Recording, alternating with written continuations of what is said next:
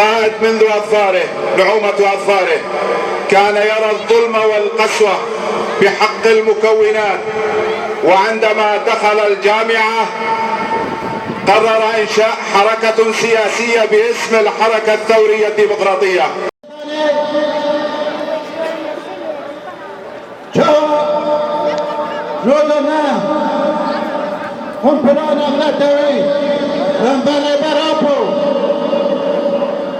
همی دولت نبض تاوی عربی تبلیغ معمره بود